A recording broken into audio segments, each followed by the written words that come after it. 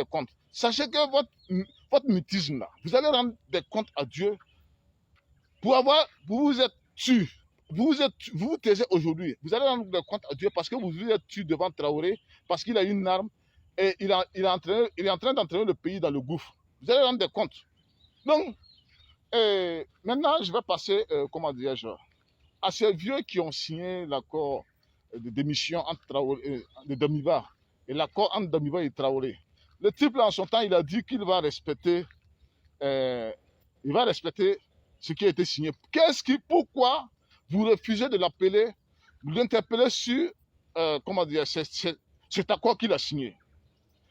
Vous n'êtes pas seulement des témoins entre Damiba et Traoré, mais vous êtes témoins devant Dieu. Vous, les leaders religieux, là,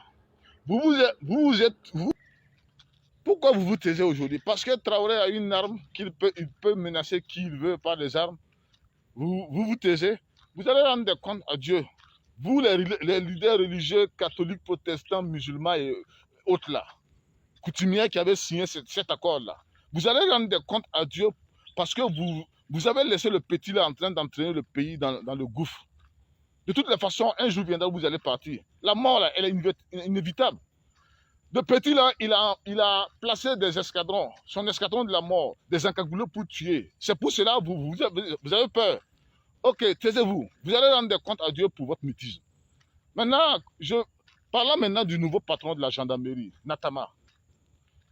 Natama, quand je l'ai suivi, celui qui vient dans la vérité n'a pas besoin de faire ses propres éloges. Laisse les gens faire ton éloge. Tu viens, j'ai fait ceci, j'ai fait cela. Ça ne veut rien dire. C'est la preuve, à mes yeux, que cet homme-là n'est pas venu pour servir le peuple, mais pour suivre une dictée, suivre la dictée de Traoré. Parce que Traoré sait que s'il s'amuse à laisser la gendarmerie, s'il ne contrôle pas la gendarmerie, un temps viendra où il pourrait être poursuivi. Parce que ces escadrons de la mort qui tuent partout, qui masquent le visage, qui tuent sans la justice là, un jour viendra où ils devront rendre compte. Parce que la gendarmerie est toujours chargée de faire des enquêtes et ramener les éléments fautifs devant la justice. Donc, il faut tout faire pour imposer sa dictée à la gendarmerie, pour l'empêcher qu'il puisse avoir après des enquêtes qui pourront incriminer Traoré et ses éléments.